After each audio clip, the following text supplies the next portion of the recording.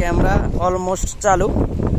আমরা দেখতে পাচ্ছি তাদের অবস্থান এখনও সেখানেই, এবং আমরা তাদের পরিচয় জানার চেষ্টা করব। আমরা দেখেছি তাদেরকে আমাদের এর আগের যে ভিডিও ছিল সেখানেও কিন্তু আমরা আপনাদেরকে দেখিয়েছিলাম, এবং এরা দুইজন। আমরা যতটুকু জানতে পারলাম তাদের লোগো অনুযায়ী এরা নাজিউর রহমান কলেজের স্টুডেন্ট।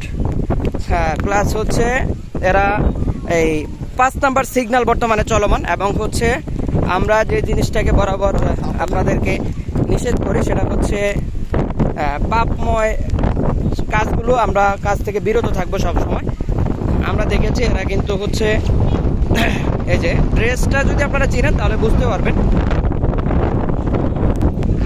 তো এটি নাজির রহমানের দুজন স্টুডেন্ট, একজন মহিলা একজন পুরুষ। যদিও এরা মনে হইতেছে প্রাপ্তবয়স্ক, ক্লাস ইন্টারমিডিয়েট বা তার আশপাশে পড়তে পারে।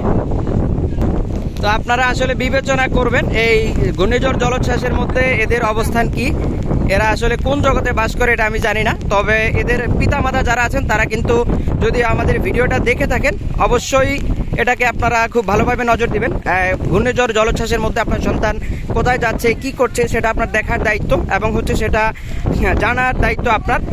বৃষ্টির মধ্যে কখনো কখনো কলেজ বা ইউনিভার্সিটিগুলো খোলা থাকলেও অর্থাৎ বিশেষ যখন ঘূর্ণিঝড় হয় বা জলোচ্ছ্বাস হয় অথবা কোনো সিগন্যাল দেওয়া হয় তখন কিন্তু আসলে এইভাবে কলেজগুলো ক্লাস চলে না। সেক্ষেত্রে আপনারা আপনাদের সন্তানদেরকে আপনারা প্রোটেক্ট করতে হবে যে তারা কোথায় যাচ্ছে কি করছে, এই বিষয়। তো আজকের মতো বিদায় নিচ্ছি, দেখা হচ্ছে পরবর্তী কোনো ভিডিওতে। আসসালামু আলাইকুম।